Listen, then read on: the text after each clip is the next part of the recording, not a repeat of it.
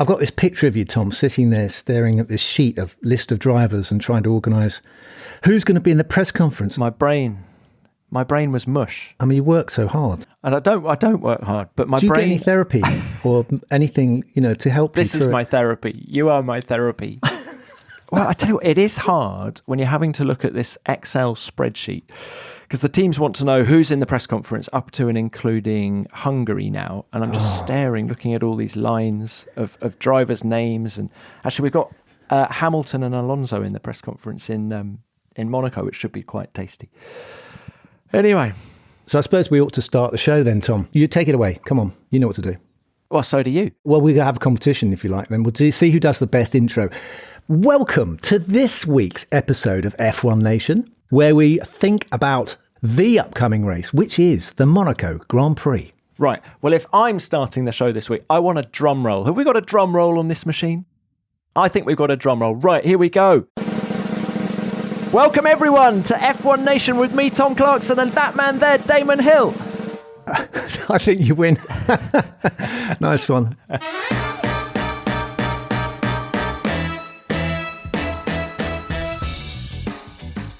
So, Damon, it's been a lay week from Formula One, a week off. What have you been up to? Well, I've recovered from my 100-mile bike ride. To be honest, about Thursday, I just suddenly felt really tired. That's catching up with me. And then I went surfing. So I've spent the last 2 days in the Wave, which I think gets quite a few mentions on this show, down in Bristol. And I'm even more exhausted now. My upper body has had it. I get hit in the head by the board. I've got a bruise on my forehead. Oh, man. But it is such fun. It is such a lot of fun. Well, that sounds cool. And as you asked, I've had a nice week as well. I've done a couple of interesting chats, actually, this week. I was chatting to James Allison, Mercedes technical boss. Do you know, he was fascinating about Lewis Hamilton and his desire to win. He described Lewis as being haunted by the need to win. Haunted. I thought that was such a good description. Can you relate to that? Well, I think all racing drivers have this desire to win. Michael Schumacher said something interesting when I won the championship. He said, I'm really pleased for him because I think he needs it.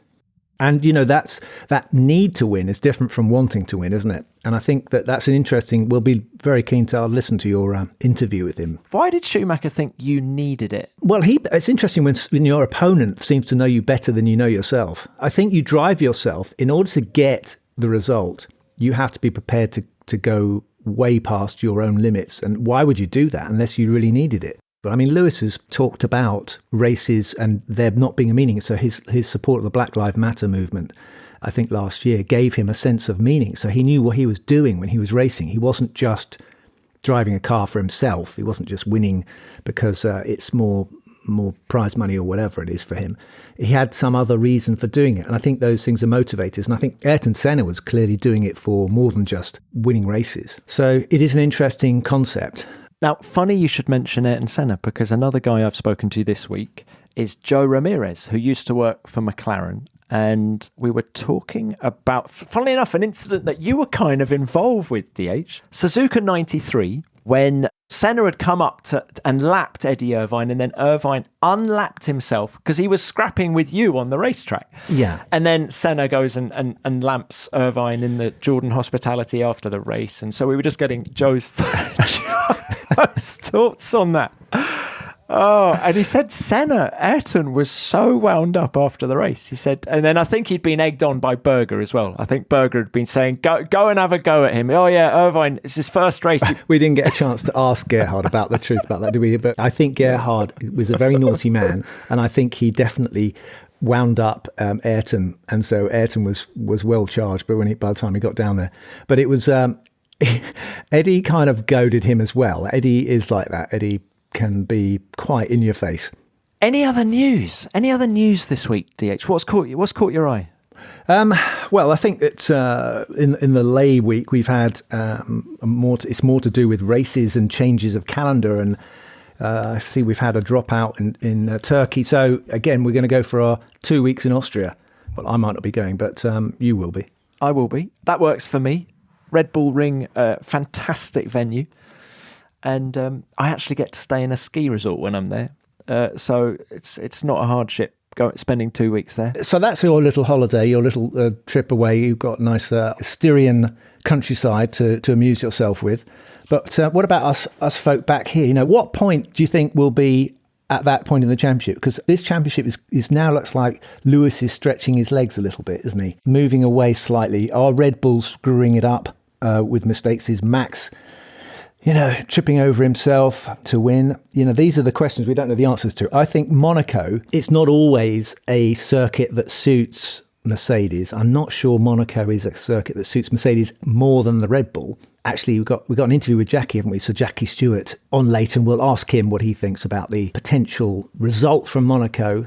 Will Max Verstappen show a little bit more competitiveness, or the Red Bull be more suited to Monaco? I think it will be. Well, it's 14 points, the gap between the two of them, isn't it? And the tide does, how many sort of surfing references can we get into the whole show, okay? The tide needs to turn, I think, for Max, because I think if Lewis keeps just totting up the points, before he knows it, he's going to be a win ahead. And then that becomes much more of a strategic game for Hamilton. So he needs to get back on that winning wave and start in Monaco this weekend. He is actually on the crest of a wave, isn't he, Tom? Have you noticed?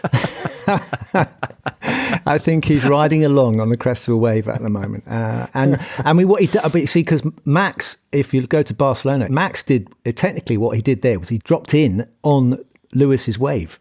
Basically, Lewis is going for the corner and this guy just dives in there. Max, actually, that's a great analogy. Max has no surfing etiquette, does he? He just gets in there and barges people out the way. Yeah, he took priority from Lewis, basically, on the first corner. So will we see the same? You know, I think we're going to see some wipeouts. Definitely going to see some wipeouts. I think we've run out of surfing references. Oh dear! But hey, you say that you don't think Monaco is going to be a Mercedes track. Well, I always look at the final sector in Barcelona. You know, that twisty chicanes. You never raced on that layout, did you? But that really slow and Mercedes were blisteringly quick through sector 3. So I think that bodes well for them. For Monaco, they were quicker than Red Bull through that final sector. The clumsy chicane. Yeah, I hate that. I hate that thing. But I tell you what, he did look amazing. Actually, on the exit of that chicane, Lewis in qualifying. Do you remember his quickest lap? He actually got a wheel over that sausage curb and managed to hold on to it. It didn't look like he was going to lift off, and he got a real tank slapper. And that was his fastest lap. Damon, tell us about the mentality of the drivers coming into Monaco, because is it all about qualifying? Is it all about Saturday afternoon? Is that your only focus from the first lap of the weekend? Yeah, you know what the race strategy is going to be, isn't it? I mean, it's stay out in front and try not to stop. You know, that's it. So you have to get the car on the front row at very least. Otherwise, you're going to be looking at other people's gearboxes for 2 hours or whatever it is. So qualifying, and it's a test of drivers. This is more than anything else. It's a test of technique and being in the zone mentally, 100% concentration. Do you push as hard at Monaco as you would at somewhere like Silverstone where you've got runoff? I don't think you can. I've said I feel like you've got a straight jacket on when you go to Monaco. You feel very claustrophobic. And I see drivers sometimes, people like Rubens used to always like rub up against the Armco. And I don't think I ever really did that. I mean, I never managed to sort of get over that feeling that if I let it go too hard, I'm going to lose a wheel. But quite a few of them sort of bounce off the Armco and use it as a kind of like, you know, when you go bowling and you can get them to put the sides up. Yeah, that's me. That is 100% me. So it stops it going in the gutter. But basically, that's the Armco. The Armco is there to, you can use it, but my God, you know, you got to just brush it. You can't hit it too hard.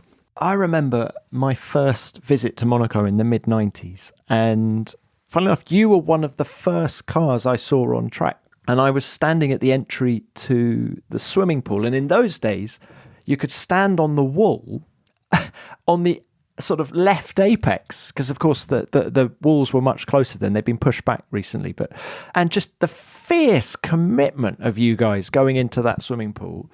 You say you're not kissing the walls, but that doesn't mean you're not committed. It was fearsome. No, you're right.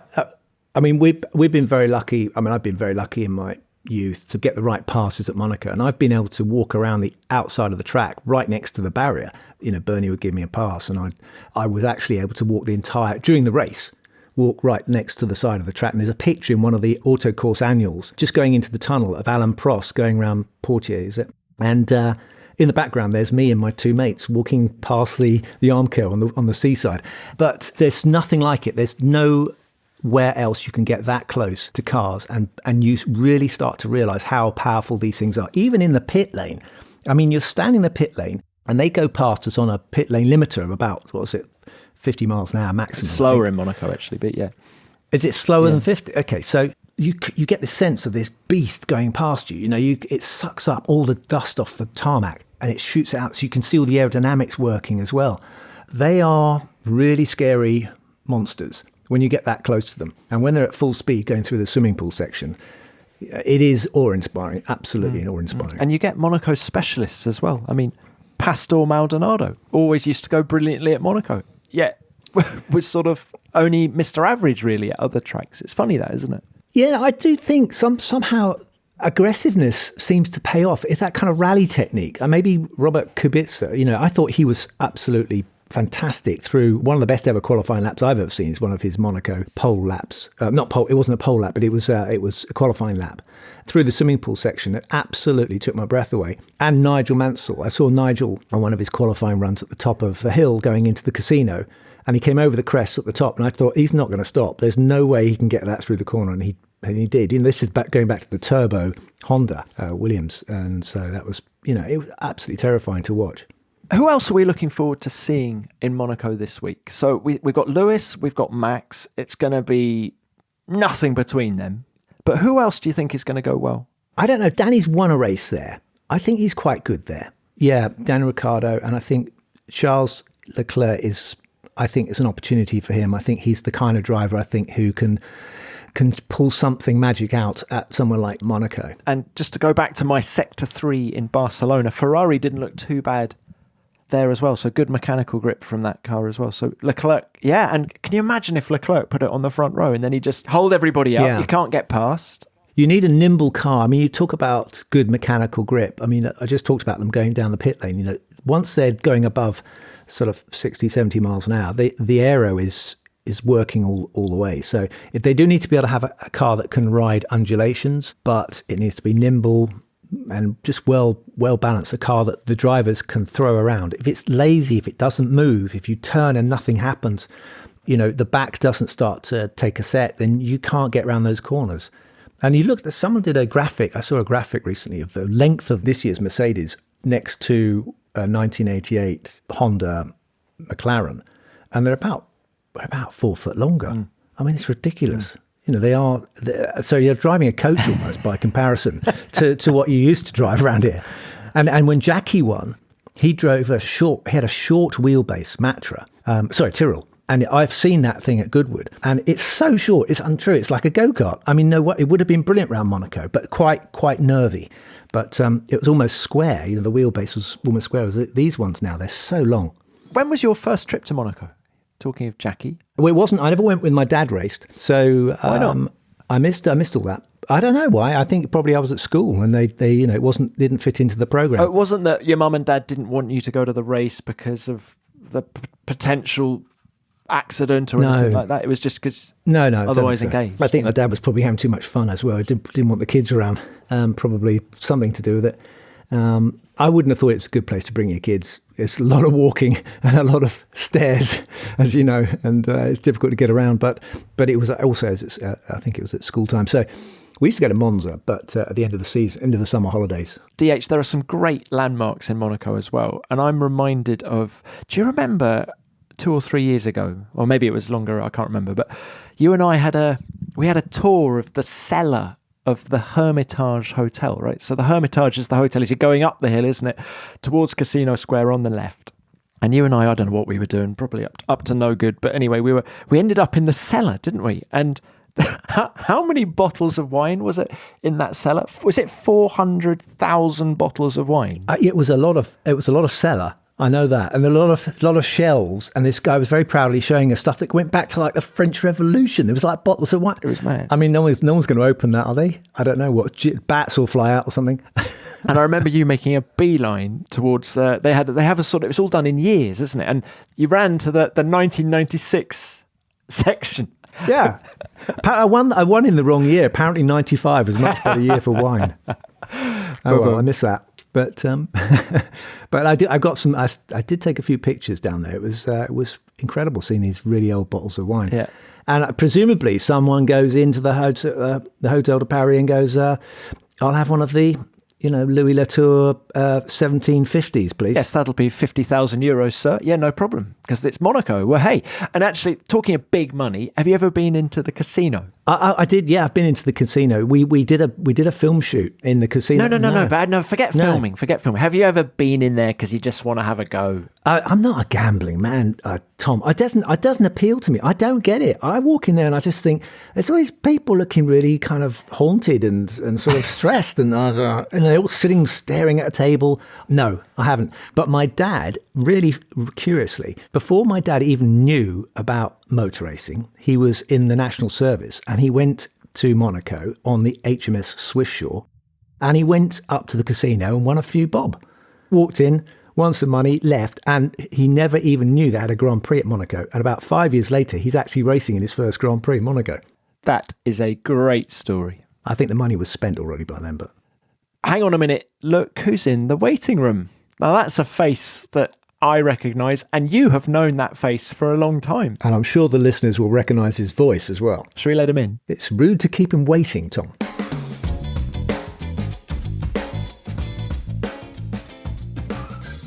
Well, we're of course completely honoured to have Sir Jackie Stewart, winner of 3 Formula One World Championships, and dare I say it, one of the all-time great racing drivers, if not great human beings. I've given out quite a fulsome praise to Lewis Hamilton, so I'm going to give one to Jackie as well and say he's also one of the greatest human beings ever to have walked the planet.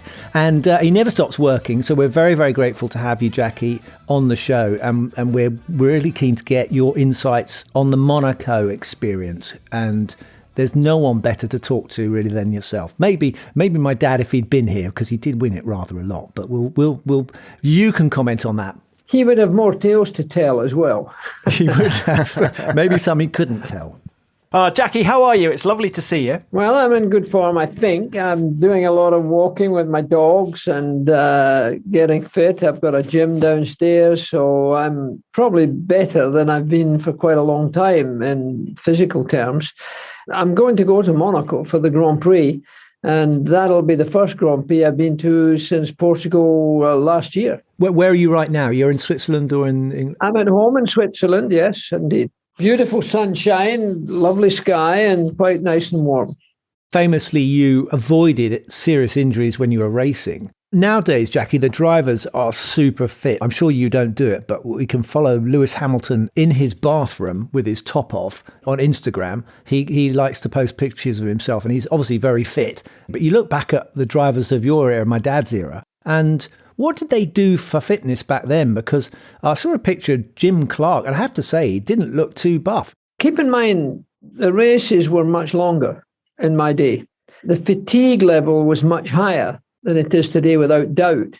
Because when I see the guys getting out the cars today, they're fresh in comparison to what we were going through. And your father and Jimmy and Nigel Mansell as well, and all sorts of people right through the period, not just in my time, but shortly thereafter. I kept myself fit. I had a trainer. I always did a lot of running. I always thought I had to be fit. I mean, a Grand Prix takes a long time in those days. I mean, 100 laps around Monaco, for example, is a lot more than 60 laps. And the 40 to make the 100 is when you're most tired. And you're dehydrated because there's no fuel getting into your mouth, no water, nothing that gave you more energy. So you had to be fit. And your dad won Monaco, 5 times, was it? I won 4, actually, because I count my Formula 3 as a great win. It was one of my biggest wins because that got everybody's attention. When you win the Formula 3 race in Monaco, you're almost guaranteed to get a drive in Formula 1 the following year. But that wasn't a long race. Jackie, look, we're talking Monaco. You've had great success, as you've just said. What does it take to do well through the streets of the Principality? Not drive too quickly. You can never overdrive in Monaco. It's a very demanding circuit. You can't make mistakes. Your concentration must be absolutely right. You've got to have a decent starting position. It's still the crown jewels of Formula One. It's still the most glamorous, the most colourful, the most exciting. And in my day, keep in mind it was the swinging 60s and 70s. The Beatles were there, the Stones were there, Elizabeth Taylor was there, all sorts of fancy folk because of the Cannes Film Festival and the Princess Grace, bringing a lot of people to Monaco that might never have gone to a Grand Prix. It was different. I think the concentration fact must be about the same, but I think the fatigue was much higher. No power steering, definitely gear shifting. You would do 28 gear shifts per lap for 100 laps, and you would be bleeding with your gloves on, and a BRM certainly. Anyway, whatever you're in, it's tough. And I think Monaco's still that way. You can't make mistakes. You can't kiss the wall. Do you think that it suits some drivers more than others? Because it's very claustrophobic. I found it, it's a little bit, well, someone described it as trying to ride I think it was Piquet, said it's like trying to ride a bicycle in your bathroom. There is the sense that you cannot get your elbows out. But some drivers seem to take to it. And is there a kind of style of driving you think that suits Monaco? I've always felt you've got to be very smooth in Monaco. Most people try to bully a car in Monaco. That's quite the wrong thing to do. Nobody likes to be bullied, whether it's man, woman, or machine. And if you make love to the car, if you're gentle with the car, if you coax the car into doing things, you go much faster. And that happens in, of course, a high-speed racetrack also. It was much more evident because you're so close to everything. There's got no runoff space at all. There's nowhere where there's runoff space. And in those days, there was little or no light in the tunnel. Now it's beautiful. There's like daylight in the tunnel now. So there's a lot of things in Monaco that are different than any other racetrack, even though there's other road courses everywhere and from time to time, but nothing as tight as Monaco. And what about Graham Hill, Jackie? Mr. Monaco, 5 wins. You got 3 in Formula One. Talking about drivers suiting the track, what was it about Graham? Well, he was incredibly focused. He was really a very focused man when he was in a racing car. There are some people who are more relaxed. Jimmy was more relaxed, but Graham was always right in everything he did with regards to the preparation. His preparation was much more focused, I think, than any other racing driver that I know. Because in those days, you were communicating with the mechanics. There was no electronic help coming through from the car for everybody in the garage to see what you were doing wrong. In this particular case in Monaco, you had to drive the car to finish first. First, you must finish.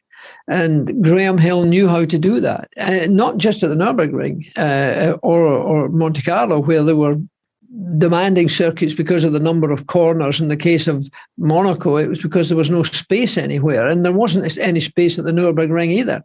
So both of those racetracks, you could not make an error on. Graham was an incredibly focused man. And he was a serious man. He was a very serious man. He was a great raconteur as well. But when he was driving a racing car, a race weekend, Graham Hill was a pretty focused guy. You didn't get much out of him. You said, actually, Jackie, in the introduction to, I think, one of his books, you said that he had a frightening intensity, sometimes frightening his intensity. And I think I can understand a little bit what you're saying, having been his son. He was a frightening man. When he was being serious, he did not suffer fools gladly. And that applied to mechanics or team principals or teammates even. He was a very serious, methodical, focused, I think more than anybody else I've ever met behind the wheel of a racing car. I don't think he had quite the natural ability that a Jimmy had, or maybe other drivers have had. But he made himself fast, and he was absolutely meticulous with his setup. He had the wee black book with everything on it, every adjustment that was made. I think you're absolutely right. I would totally agree with that. And I would put forward once an idea that my dad had, what he had perhaps in abundance was a power of concentration. And that also has an effect with, that's affected by your fitness. And I wondered whether him having rode when he was younger, I think maybe he had the ability to stay focused throughout a Grand Prix, a long Grand Prix like Monaco, maybe a little bit better than the others. Well, I think you've brought up the right subject, because if you're a rower, you're on the limit for a very long time with muscular pain. As a rower, I'm sure. I'm not one, but I watch them and I think to myself, wow, that's painful from about the first 5 seconds or 10 seconds out. You're pulling and pushing and against an incredible amount of effort. And in those days, there definitely was more physical participation from the driver than there is today, for sure. I would lose 6 pounds at least driving a Grand Prix, and you'll be soaked. So your father was a very fit man. It was a hidden asset of his determination and the physical condition that he found himself in, because you never saw your father retiring. You never saw him coming in with, absolutely drenched in perspiration and not being able to go onto the podium or ever fall off the podium. And you saw lots of drivers doing that in later years, whether it was Piquet or whether it was Mansell or whether it was quite a few drivers had problems, keeping up with it after the race was finished. So your father was a tough guy physically. He may not have been winning Mr. World, but I don't know. Fortunately, I didn't see him naked very often. But I mean, you mentioned the podium. I mean, in some ways, this is a very kind of gallant sport, isn't it? Because it showed you that all that pain and suffering, but at the end of it, you get the chance to go up and kiss Grace Kelly, or maybe shake hands. I've got a whole bunch of pictures up here on the wall. The number of me winning Grand Prix in Helen, being by my side and being kissed while I'm holding the trophy, all of that went on. It was more colourful, it was more glamorous, it was more exciting. The monarch of the day would be there in most of the Grand Prix circuits. And there was a much more physical presence in the podium than there is today. And it was more glamorous in that respect. And again, I go back to say the swinging 60s and all of that. I say, motor racing was dangerous and sex was safe in the swinging 60s. Jackie, in the swinging 60s, how hard was it not to get distracted at Monaco? I think, again, it's part of the animal, part of the driver, being able to switch off. I mean, I can remember lots of times when very fancy folk would be coming up to want to talk to you as a Grand Prix driver, whether it was, a famous movie star or whether it was a terrifically good-looking girl or whether it was one of the Greek, Onassis or Niarchos coming up. I remember he came up to me and said, "Oh, I want to sit in your car, Jackie." And he sat in the car and then he said, "I want to just hear it while I'm in the cockpit." And Ken Tyrrell allowed him to do it. Was that just before the start? Yeah, this was not before the start of the race, but before the start of practice and qualifying, maybe 15 minutes before the start. And that sort of thing. But then the light goes out.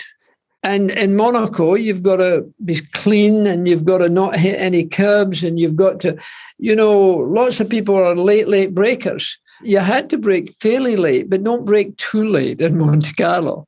And by the way, if you go in too fast, you come out too slow. I found out in Monte Carlo that I didn't have to have the latest of braking, but sure as hell, I had to have a clean exit. And that's where the speed was going up that hill. And the same going into the tunnel. Do you think, Jackie, if you'd been my driver coach, I would have won Monaco? I don't see any reason why not. I think we could have changed you enough so that you would have won Monaco. I definitely needed a bit of inspiration sometimes. Hey, DH, what about the distractions of Monaco for you? Jackie was talking about all the people on the grid. I mean, we won't be getting it this year, sadly, but it is a famous venue for people to want to appear and come on the grid. And Martin Brundle's grid walk was always littered with far too many celebrities. But there's a fantastic picture of Jackie and my dad talking to Peter Sellers and Britt Ekland, I think. It's Britt Ekland, is that right, isn't it? Yes. That was his girlfriend, I think, at the time. Fantastic, scenes of these superstars of their era on the grid literally minutes before they're about to get in the car. But your Jackie didn't have lights. It wasn't lights out. It was a flag. A guy walked out with a flag and dropped it. But it was quite predictable, wasn't it? You could actually tell before he was going to drop it. Yeah, well, I mean, you mentioned that wonderful man that your father and I were speaking to. I thought he was speaking to Jim Clark and I earlier. And I suddenly said to him, I said, I didn't know you were Scottish. And he said, I'm not Scottish. But because Jimmy and he was such a mimic that automatically he sounded like a Scot. And that's the type of thing that went on in these days. No, I think that the grid is still pandemonium in Monaco, and maybe not so much this year because of the virus and everything. There'll be fewer people on the grid. But that was part and parcel of Monte Carlo. That's what it made it what it was. All the drivers, we went to the palace on Saturday night, black tie dinner for maybe only 40, 45 people. And they were very well chosen people. The David Niven would be there, and other stars that came in from the film festival. The Princess Grace, of course, was the magnet. And that was the night before the race, the Saturday night. And nobody thought that was wrong. I mean, it was perfect, and all the best drivers went. And you talk about the start with the flag. It was Louis Chiron that started and he won the Monaco Grand Prix in a Maserati way back in the 20s. And he was well past his best, when I was driving. And he was old, and it was a big flag. And I found out fairly early on and he would say it, no, not now, not now. And he would be in the middle of the track, telling everybody, no, we're not ready yet. And then he would step back, but never got off what I would call the line coming into the first corner. But when he lifted the flag to go, I learned after about the second Formula One race I was at, he was so weak that his knees bent before the flag did. So as soon as his knees went, I went. I never went into the first corner. I never went into the first corner in Monaco when I won it, other than being first, because I left before everybody else, because Louis Chiron couldn't have stopped it. And Jackie, what happens? Loads of people have asked me this, and obviously I can't give them the answer, but you can do it. What happens at the winners' party at the Palace on Sunday night? Well, it was not as rowdy as you think, but we would all go down from the Paris to what was the name of that pub that we used to go to? And your father was the ultimate hero of that pub. Tip Top Pub, wasn't it? We all went there afterwards. Everybody went there afterwards. The spectators were there, hundreds of people.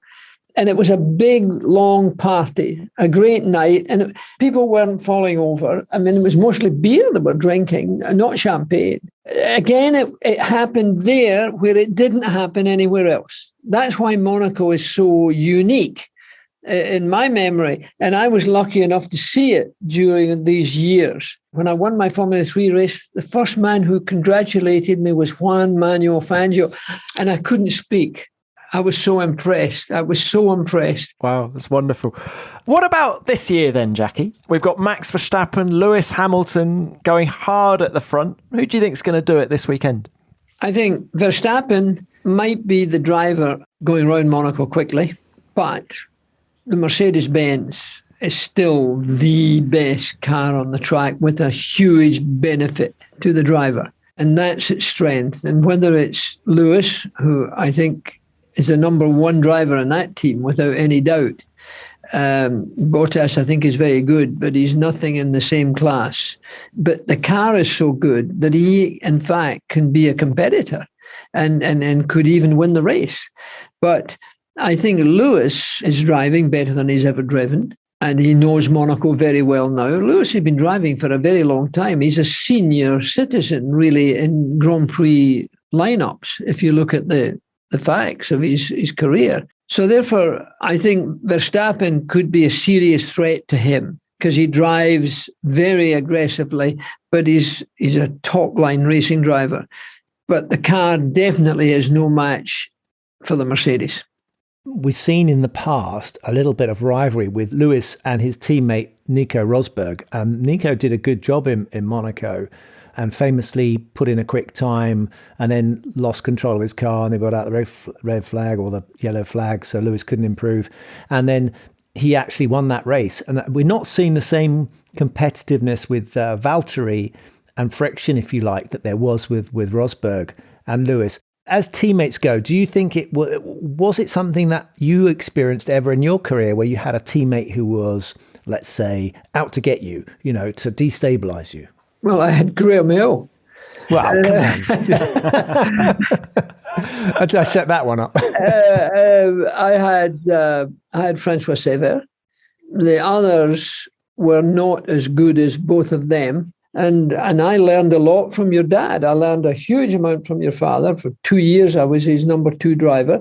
And then I learned a lot from Jim Clark. Now, Jim Clark never won the Monaco Grand Prix. Maybe one of the greatest drivers that have ever driven. Maybe number 2 in the world for me of all time. He's like me, Jackie. He's like me. I'm like Jim Clark, so I've never won the Monaco Grand Prix either. Oh, dear. That's so disappointing for me. I never knew you had never won it. Jackie, who is going to be having dinner with Prince Albert on Sunday night? Who is going to win the Monaco Grand Prix, do you think? I think Verstappen or Lewis. No, we need it. One name. Verstappen. There we go. Heard it first. I bet he's right, Tom. He normally is, isn't he?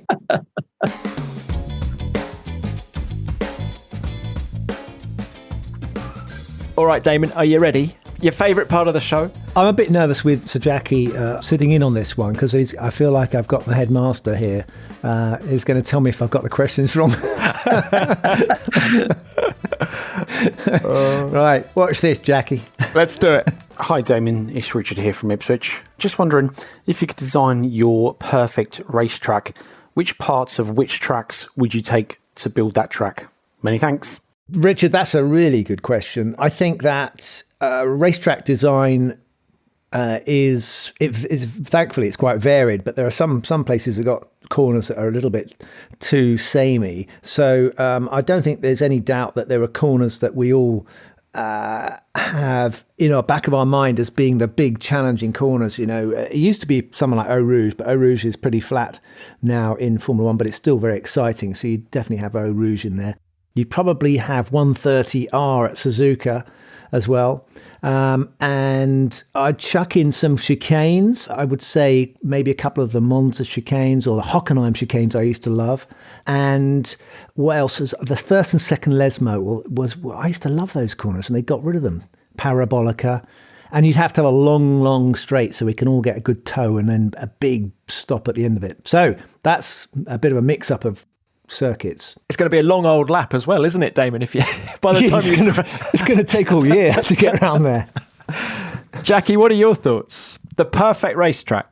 The Nürburgring, because it was by far the most demanding, with every kind of corner at every kind of speed. It was a nightmare. I closed the Nürburgring because it was so dangerous, and I got death threats for closing it. But it was still the most challenging racetrack that the world will ever see. There'll never be another Nürburgring. But if you went round Woodcote Corner at Silverstone in a Matra or a Tyrrell, when Woodcote was Woodcote, 153 miles an hour, you went through there.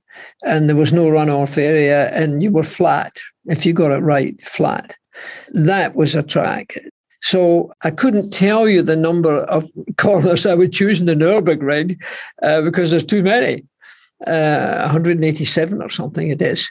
But if I had only to choose one, I'd probably say Woodcote Flat was as important a corner as probably I can remember. You're right, Damon, about Monza and these big fast circuits, the Curvo Grande without any wings on. That gave your underwear a little bit of a surprise. So things like that. But at the end of the day, the absolute limit from a driver's point of view, that would have been one of them as well. Guys, because it's the Monaco Grand Prix week, I think we should doff our caps to Monaco. So from each of you, Let's have the best corner at Monaco as well. When we say the best, I would say you're talking about the difficultiness because it's tricky. The entry to the swimming pool to back are really tricky, but as a kind of iconic thing, coming up the hill and then going into the casino and this Massenet, that's the one. That's the one that you don't want to get that wrong. Jackie?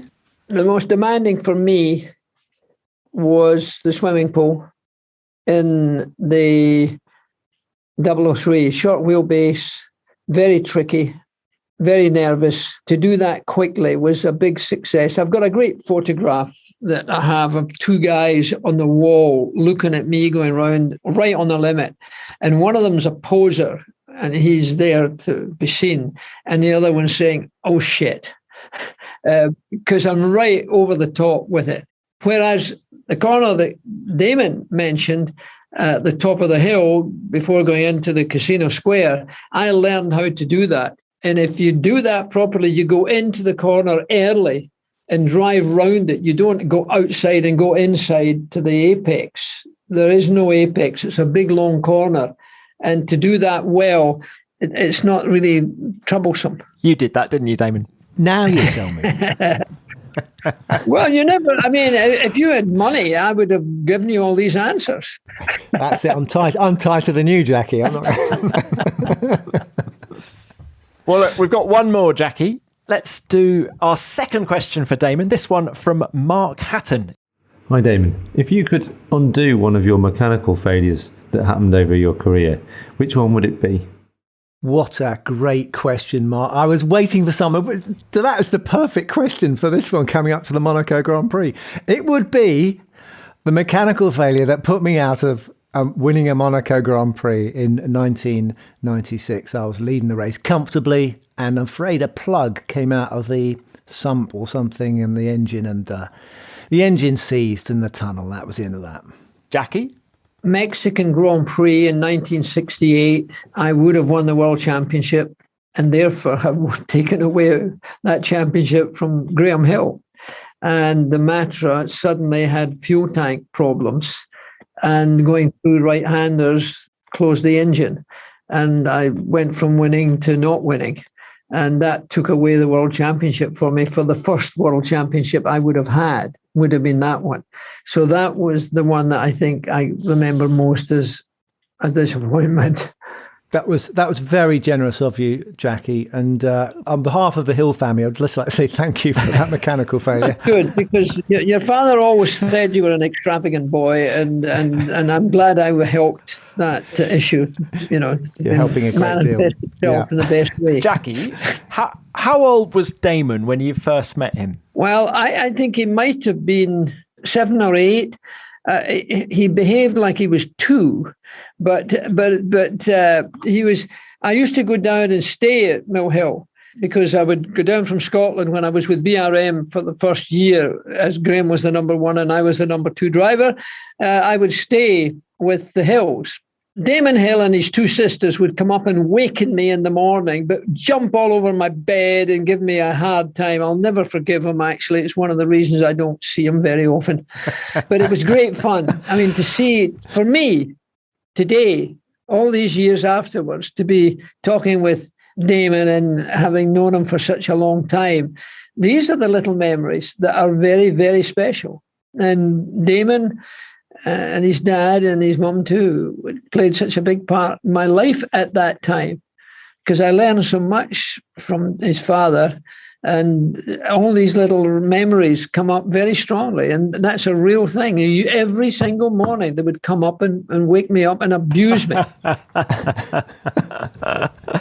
Oh, great memories. Yeah, he obviously is Sir Jackie Stewart, but he's sort of more like Uncle Jackie to me anyway. Damon, did Jackie give you any advice when you started racing? Don't do it, I think, probably was sort of one of the advice. Is that true, Jackie? No, I don't think he ever said, no, Jackie never said don't do it, but I think that Jackie's opinion was it's best to just let people get on with their careers, and if they are clearly doing something that's wrong, then you get a bit of help and advice from people like Jackie. Well, because he was Graham Hill's son, I was obviously interested. and seeing him do his things, motorcycles before ever cars. And in fact, I told him not too long ago, and he wasn't aware of it, but I got a call from John Coombs, who was one of the great men of British motorsport at that time, and who his father drove for John Coombs in the lightweight E-type and Ferraris and all sorts of things. And he phoned me up one day that Damon needed a new gearbox. Is there any way you could help, Jackie? So I bought the new gearbox for him, and he has no idea about that. I mean, we talked about it the other day, and he had no recall of it at all. So I followed his career because Paul, my son, started racing. And Graham was, no longer there, but Damon was starting his rise at that time. So I saw a lot of, was going on at that time. So how much was this gearbox, Jackie? I've got my checkbook out. Look, I can pay you back now. Gearboxes were very expensive in these days. No, but it was my pleasure, I can assure you. Thank you, Uncle Jackie. So, hey, Damon. So, when Jackie had his own Formula One team, Stewart Grand Prix, which you started in 1997, didn't you, Jackie? Did you ever think about asking Jackie for a drive? Because you were leaving Williams at the time, end of 96. Was it on the cards? Quite the reverse. I was trying to get him to drive. Paul and I went all the way over to Ireland. All the way to Ireland. There's a great story here, Jackie. Talk us through it. So is this, mid-96? You're trying to get Damon for your new team. Is that what happened? Well, we thought Graham was a big man, and we thought that his son was doing okay, and we thought it'd be great to have him in Stewart Grand Prix. And we were over there, and he was very nice and very hospitable in Ireland, in a lovely house. And he said, well, let me think about it. And then he said no. We were incredibly disappointed. But he did the right thing. He drove for Jordan, and he won a Grand Prix. And we were a brand new team. But had he been there, he would have stayed at Stewart, and he would have won like Johnny Herbert did win. And we might have even won more races, I don't know. But it was a loss for us, I can assure you. It was a big disappointment because we thought he was going to say yes. And I still claim to be one of the, possibly only the only person on this planet that has ever said no to Jackie Stewart about anything. So, I honestly, it was a difficult decision, and I was actually genuinely upset that I had to say no, but it was too much of a unknown because they'd not actually raced at all. So lovely as it might have seemed, and I would have loved to have driven for Jackie and Paul, but I came down the side of the Irish. God, guys, though, two great racing dynasties. Can you imagine the Hills and the Stewarts racing together? That would have been something else, wouldn't it? Yeah, it would have been good. It would have been good, but we'll never know now. So that's it. We'll have to live without that. I'm sorry, Jackie. I've said sorry before. I'll say it again publicly. I am sorry. Well, I'm still disappointed. Yeah, genuinely, it would have been. You did very well. I mean, you came in. Did you in your first season get a podium at Monaco? Was it? Yeah, we did. The first season, we finished second to Schumacher in the rain with Rubens Barrichello driving. A great race he drove. And to win your first Grand Prix in your first season was a big deal. We finished, I think, fifth in the World Championship in our first year because we had a few podiums and a few good, point finishing. Went back to sixth position in those days. So, and it only lasted 3 years. And then Ford Motor Company wanted to buy it back. Jackie, what was harder work, being a racing driver or a team boss? Without any thought, immediately being a team boss. I think when that was going on at that time with Bernie and Max running Formula One, Bernie's he's a good friend, and now I think he's one of the nicest people in the world. But then, as a team owner, a young team owner, it was a nightmare. Having been into the sport as deeply as I was as a driver for as many years as I was driving, and then to become an owner of a Formula One team with Paul was a huge undertaking. One of the biggest things that I've ever had to do in my life, I think. but it was a nightmare. We didn't want to sell it in the end, but Ford wanted to buy it. And there's nothing that a Scotsman would like other than what happened in that respect. Because we did sell it eventually, but fortunately reasonably well. But it was a big challenge. It was hard work. Much more hard work than driving, I can tell you. Damon, have you ever thought about Hill Grand Prix? Take two? Well, I think I got a bit of an insight, with my dad tried to start a team as well. And that took up a lot of time. And my mum being a bit sort of, a bit upset about him going back into things. And it took up every split second he had, as Jackie's just told you. And I can remember we were on holiday and Alain Prost had come to see me because he wanted me to drive for his team. Oh, God, did you turn him down as well? Well... So I'm literally lounging by the pool with my family in the south of France, and Alain Prost turns up and he goes, I'd forgotten how wonderful it is to be a driver. And so he just basically, he was working his nuts off, poor thing, and he wanted me to drive for him. And I very stupidly said something which I now regret, which was I didn't want to drive for them because they were too French, meaning that I would be the only English person in the team. But it sort of came out as a bit insulting to the French. So apologies, pardonnez-moi, Alain, and tout le monde français. But I could have done with a bit of coaching from Jackie on everything, really. That would have helped my career. Well, I think it's time to say thank you very much to Sir Jackie Stewart. Jackie, thank you very much for chatting to us today. It's been great. Well, I've enjoyed it. Good company to be chatting with.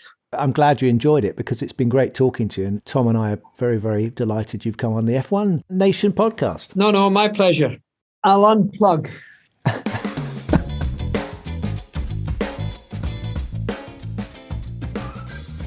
Wow, Damon. Well, there is Sir Jackie Stewart live and unplugged. Yeah, he's off now. He's off doing something else. He'll be on a flight in about a few minutes. He never stops. So much energy. But hey, what a great chat. Did you notice at one point he said he makes love to the car? Oh, yes. He's a bit of a lover, isn't he, Jackie? He's very romantic out there. And of course, it was all about that. Light is right is another one of his sayings. So if it feels light, it's right. And I sort of know what he means, but he probably doesn't know how he does it. He's talented. That's why he was quick. I think he was one of those guys who just had it. And he did amazingly well, as an ambassador and also a safety campaigner. So he's been an advocate for all kinds of things in his life, even after he stopped racing. Do you know he never drove? Once he stopped driving in racing cars, he never drove on the road. He used to have a guy called Jerry drive him around.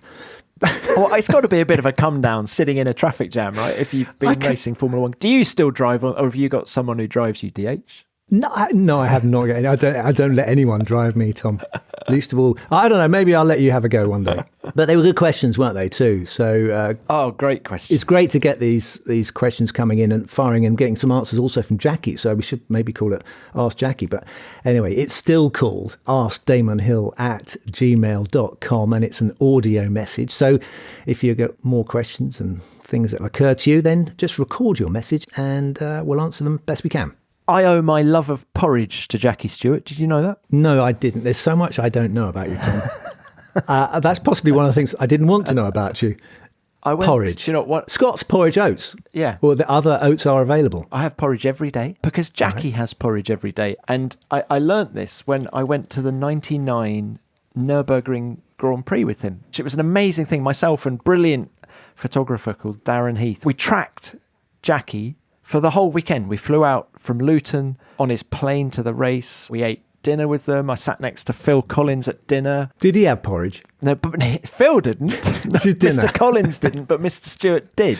And what, at dinner? Not at dinner. Oh, no, sorry. Not at dinner. No, not at... Well... Not a porridge for gruel. Breakfast, lunch and dinner. Anyway, but Jackie said he sat there having his porridge and I thought, I don't really know about porridge. And I started then. And I'm still going. The love of porridge. Love it. Yeah.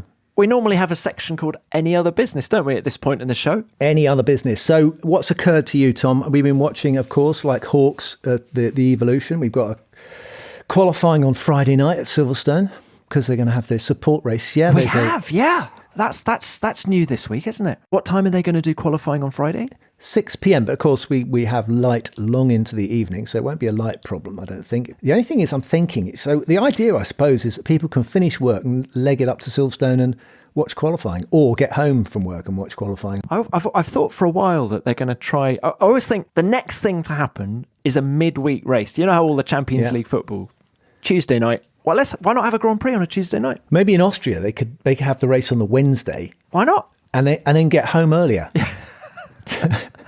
Or just do it straight back to back. Basically, have a race on a Sunday and a race on a Monday. Actually, why don't they do that? Why don't they move it forward a bit so that the race qualifying takes place on Thursday or something, and then they can have a race on Saturday and a race on Sunday. You've got 2 Grand Prix in one weekend. And once you've done all the practice for the first one, you don't need practice for the second race, do you? No, we don't want practice. Yeah. The more they practice, the more they work out what to do, and the less mistakes they make, and less interesting it is. So just bounce from one race to the next. I like this. Race on Sunday, another race on Monday. So we should organise F1. We should do it, actually. I think you could make me FIA president.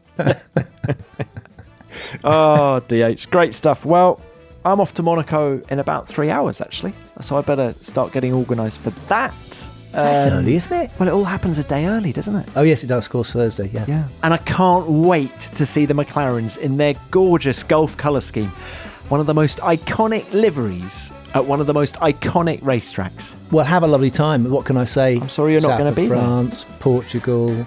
Yeah, I will going to brave it out back here, and we'll be watching on telly. And if I manage to get into the cellar of the Hermitage again, I'll send you a picture. Do that. Yeah, have a bottle on me. Go on. But not an expensive one, right? From the bottom of the list, okay? That'll still be expensive, you know that. If you're probably about £3,000. Yeah. Well, it's been great to chat, and it's probably time to end the show. Okay, we've got to go sometime. Shall we do it then? Well, thank you very much for listening to this edition of F1 Nation. What have I got to say?